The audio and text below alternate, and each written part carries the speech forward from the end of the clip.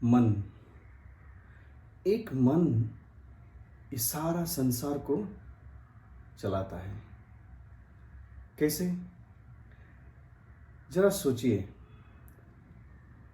हमारे अंदर मन है और हमारे अंदर जितने सेल्स है उन सब सेल्स में भी मन है।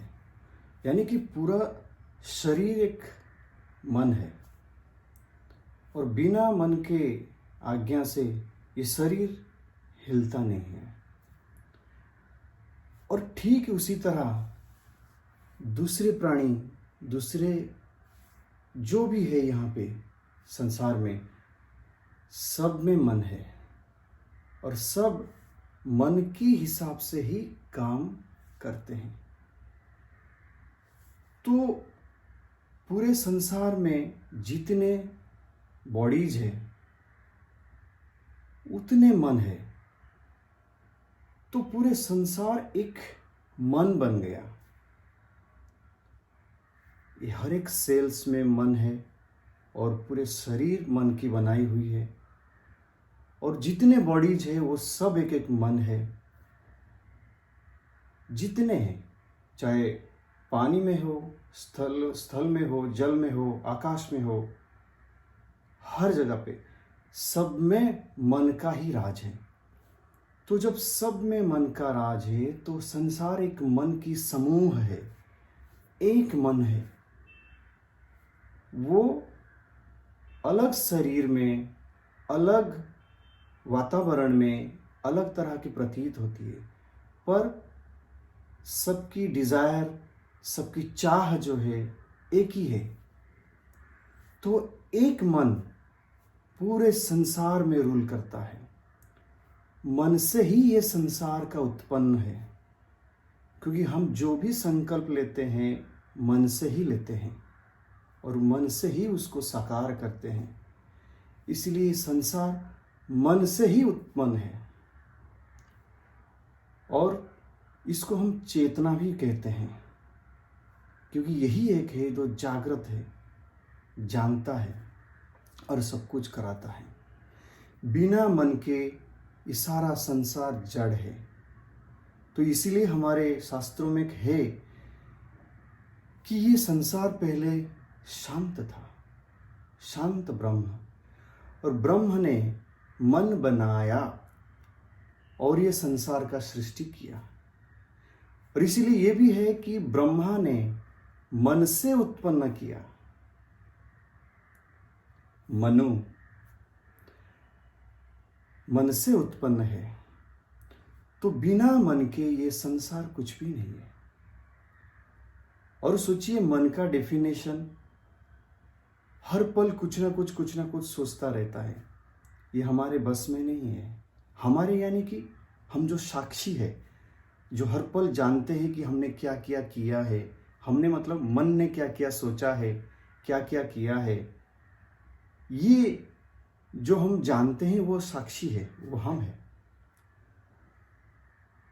हम ही हर पल जानते हैं कि कैसे कैसे हुआ है, पर इसमें हमारा कोई दखल नहीं है, क्योंकि जो होना है वो होता है और मन अपना थॉट प्रोसेस करता रहता है उसको किस तरह से साकार करने के लिए। और मन ही हमको बंधन में बांधता है और मुक्ति का भी रास्ता देता है, क्योंकि मन का वही प्रोसेस है। आप मन को एक पल के लिए भी आप उसको डिलीट नहीं कर सकते। वो शांत होगा तो भी वो कुछ करेगा, आंखें खुली रहेगी तो भी वो कुछ करेगा, क्योंकि उसका डेफिनेशन ही है कुछ करना। और जब हम ये मन की डेफिनेशन को हम समझ लेते हैं तो हम मन के साथ नहीं भागते। तो वहीं पे हमको परम शांति की प्राप्त होती है, क्योंकि मन इतना चंचल है कि हमें वो हर पल भगाता रहता है इधर उधर। हम उसके हिसाब से भागते रहते हैं, पर जो होना है वो होता है। मन के साथ भागने से ही हमको सुख दुख की प्रतीत होती है। क्योंकि हमें कुछ संकल्प आया मन में, ये तो आएगा, स्वाभाविक है, ये मन का स्वभाव है, हर पल कुछ नया नया संकल्प करना। संकल्प आया तो हम फिर उसके पीछे भागते हैं, उसको साकार करने के लिए, वो पाने के लिए। हर पल नई इच्छा से जन्म होती है, उसको पूरा करने भी हम जाते हैं, क्योंकि मन से ही सब कुछ उत्पन्न होती है, तो नई इच्छा भी मन से ही उत्पन्न होती है हर पल। पर हमको दुख क्यों मिलता है फिर? क्योंकि आप देखिए, प्रकृति, मन प्रकृति के वश में ही है।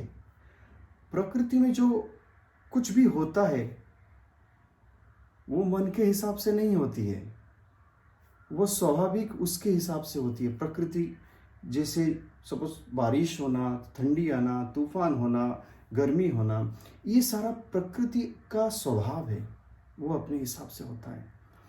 और मन का स्वभाव क्या है? वो हर पल नए नए इच्छा बनाता है, पर दोनों का कोई मेल नहीं है, क्योंकि प्रकृति अपने हिसाब से करती है और मन अपने हिसाब से सोचता है। जब ये दोनों का मेल नहीं होता है तो हम मन के हिसाब से भागते हैं। हम सोचते हैं मन से सब कुछ हम कर लेंगे, क्योंकि मन में इतना बड़ा पावर होता है संकल्प की, तो हम सोचते हैं इसी से हम सब कुछ कर लेंगे, क्योंकि ड्रीमिंग प्रोसेस होता है कि ये कर लिया, पा लिया, इस तरह से।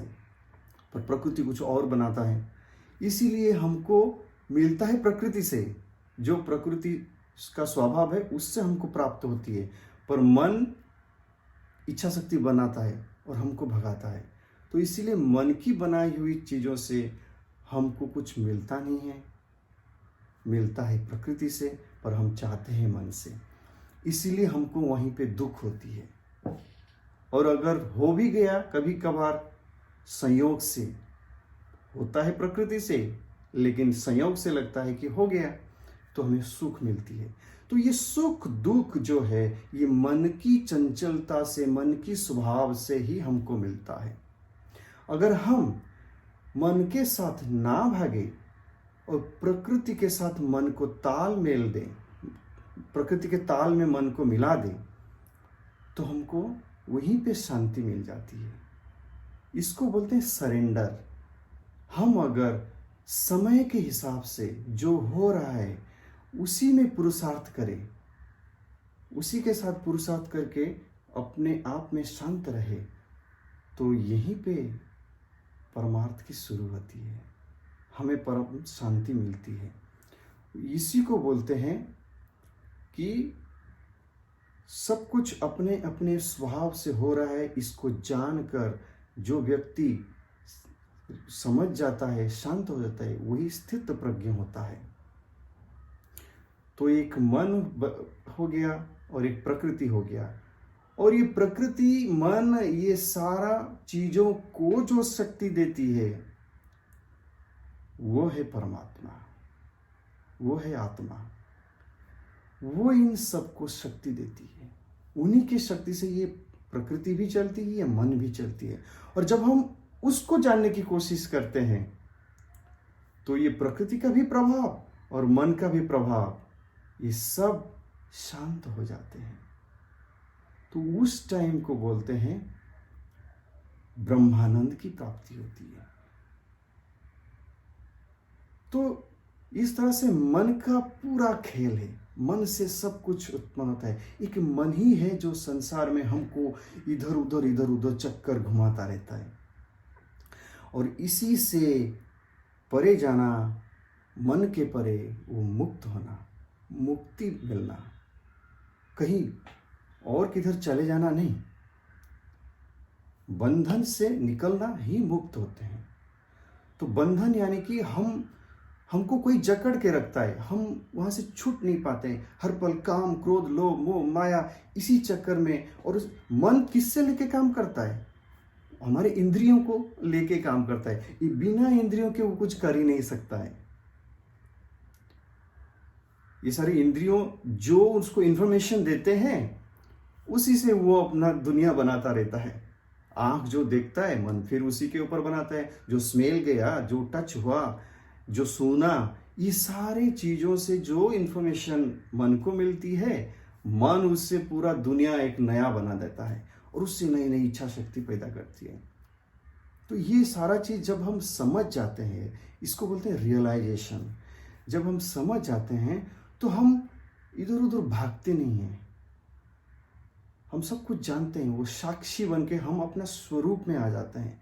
अपना स्वरूप है साक्षी स्वरूप, उसी में हम आ जाते हैं। सब कुछ देखते हैं, आजू बाजू सब हो रहा है और आता है जाता है, आता है जाता है, किस तरह से होता है ये सारा खेल, सब हम दृष्टा बन के देखते हैं। यहीं पे हमको परम शांति की प्राप्ति होती है। नमस्कार।